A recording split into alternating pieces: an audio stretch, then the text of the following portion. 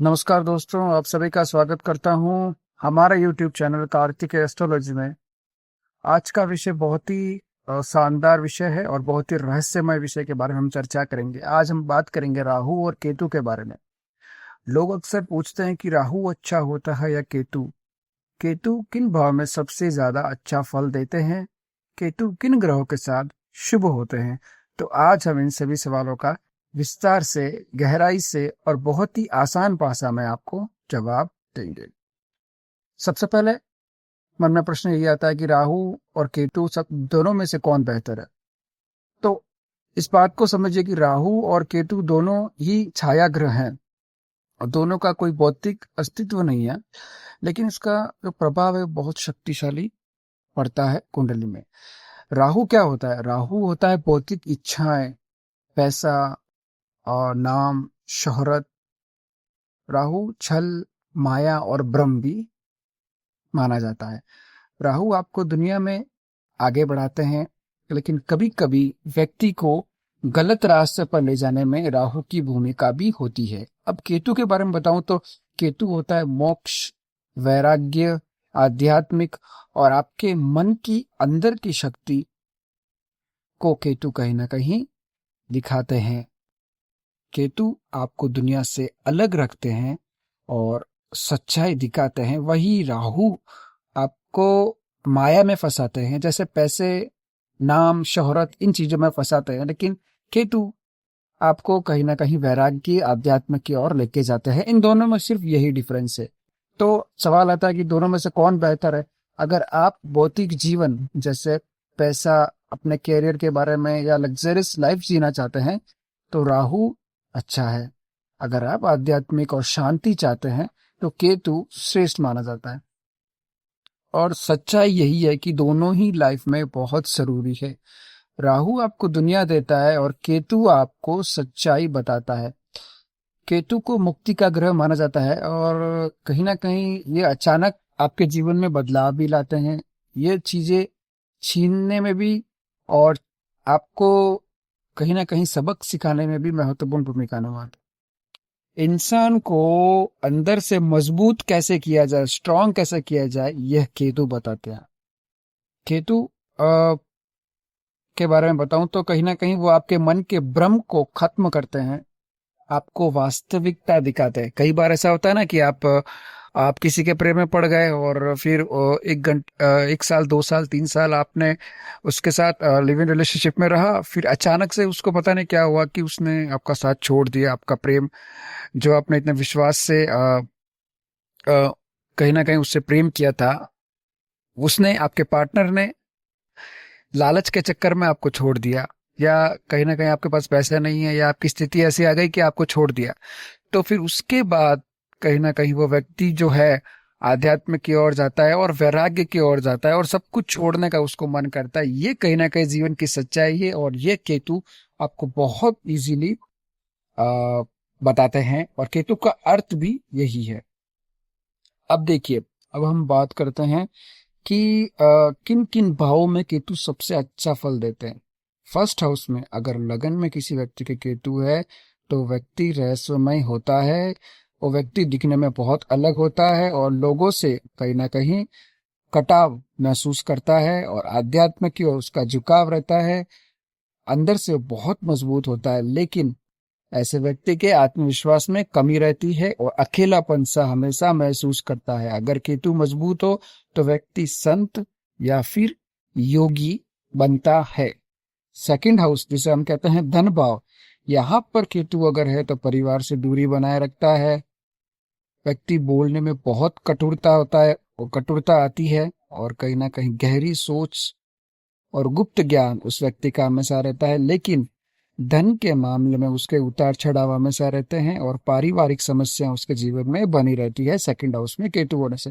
Third house में केतु होने से क्या होता है, तो देखिए, केतु यहाँ पर साहस देता है, जोखिम लेने की क्षमता बढ़ाता है और आपको प्रत्येक कार्य में सफलता दिलाता है।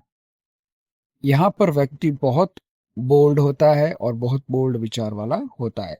फोर्थ हाउस जिसे हम कहते हैं माता का सुख, यहाँ पर अगर केतु है तो घर में शांति नहीं रहती, माँ से दूरी रहती है और कहीं ना कहीं आध्यात्म की ओर झुकाव रहता है। व्यक्ति ध्यान में बहुत ज्यादा रुचि रखता है और कहीं ना कहीं ऐसी स्थिति में मानसिक अशांति बनी रहती है। फिफ्थ हाउस जिसे हम संतान और बुद्धि के बारे में दर्शाते हैं, तो कहीं ना कहीं प्रेम जीवन में व्यक्ति के उलझन हमेशा बनी रहती है, संतान में देरी होती है और व्यक्ति की बुद्धि बहुत डीप होती है और ज्योतिष में तंत्र में बहुत ज्यादा रुचि रखता है। सिक्स हाउस जिसे हम रोग और शत्रु का भाव कहते हैं, यहाँ पर केतु बहुत अच्छे माने जाते हैं। यहाँ पर दुश्मनों से आपको जीत दिलाते हैं, रोगों से आपको मुक्ति दिलाते हैं और व्यक्ति को यहाँ पर केतु फाइटर बनाते हैं। सेवंथ हाउस जिसे हम विवाह का कारक माना जाता है, यहाँ पर अगर केतु है तो भैया कुछ ना कुछ परेशानी होगी, क्योंकि सप्तम भाव विवाह का माना जाता है। तो वैवाहिक जीवन में समस्याएं होगी, पार्टनर से दूरी बनाए रखेंगे और तलाक या अलगाव जैसी सिचुएशन आती है, लेकिन आध्यात्मिक जीवन में यहाँ पर व्यक्ति को सफलता मिलती है। एट्थ हाउस जिसे हम अच्छा मानते हैं, अच्छा भाव माना जाता है, ये केतु को स्ट्रॉन्ग पोजीशन यहाँ पर दिलाता है और रहस्यमय ज्ञान के बारे में, तंत्र और ज्योतिष में व्यक्ति को महारत हासिल होती है। नाइन्थ हाउस जिसे हम भाग्य भाव माने जाते हैं, यहाँ पर व्यक्ति के भाग्य में अगर यहाँ पर अगर इस हाउस में, नाइन्थ हाउस में केतु है, तो व्यक्ति के जीवन में उतार चढ़ाव रहता है। व्यक्ति कहीं ना कहीं धर्म में रुचि रखता है, पूजा पाठ में रुचि रखता है और आध्यात्मिक गुरु बनता है। टेंथ हाउस जिसे हम कैरियर का भाव मानते हैं, यहाँ पर व्यक्ति के कैरियर में काफी बदलाव आता है। व्यक्ति एक अनोखा कैरियर चुनता है, जैसे कि रिसर्च में, टेक्निकल फील्ड में यहाँ पर व्यक्ति को सफलता मिलती है। 11th हाउस जिसे हम लाभ भाव कहते हैं, ये अच्छा स्थान केतु का माना जाता है। यहाँ पर अचानक धन प्राप्त होता है और बड़े नेटवर्क बनते हैं, बड़े बड़े जो ऑफिसर्स है उनसे उस व्यक्ति का संपर्क हमेशा बना रहता है। 12th हाउस यहाँ पर सबसे पावरफुल केतु माने जाते हैं। यहाँ पर मोक्ष और आध्यात्मिक जागरण व्यक्ति का बढ़ता है। यहाँ पर केतु व्यक्ति को बहुत अच्छा बना देते हैं। अब हम बात करते हैं दर्शकों कि केतु किन किन ग्रहों के साथ शुभ हैं। तो देखिए, सूर्य प्लस केतु अगर किसी व्यक्ति की कुंडली में है तो यहाँ पर व्यक्ति का अहंकार खत्म होता है और आध्यात्मिक शक्ति व्यक्ति की बढ़ती है। अगर चंद्र प्लस केतु है किसी जातक की कुंडली में तो मानसिक उलझने हमेशा बनी रहती है। मंगल प्लस केतु है तो बहुत शक्तिशाली योग बनता है, व्यक्ति का साहस बढ़ता है, व्यक्ति की ऊर्जा बढ़ती है। गुरु प्लस केतु है तो यहाँ पर भी गुरु केतु भी अच्छा योग माना जाता है। आध्यात्मिक व्यक्ति यहाँ पर आध्यात्मिक गुरु बन जाता है, बहुत ज्ञानी गुरु बन जाता है। शुक्र प्लस केतु मतलब प्रेम में दूरी, यहाँ पर प्रेम में सफलता नहीं मिलती, लेकिन व्यक्ति की रुचि कला में बहुत ज्यादा होती है। शनि प्लस केतु यहाँ पर बहुत कठिन जीवन जीना पड़ता है व्यक्ति को, लेकिन व्यक्ति आगे जाकर बहुत मजबूत बन जाता है, स्ट्रांग बन जाता है। केतु के जो मुख्य भाव हैं दर्शकों, वो कहीं ना कहीं आपके लिए अध्यात्म की ओर झुकाते हैं, पूजा पाठ के लिए आपको बढ़ाते हैं और मंत्रों के प्रति आपकी रुचि बढ़ती है और ज्योतिष के बारे में या तंत्र मंत्र के बारे में आप बहुत ज्यादा जानकार हो जाते हैं।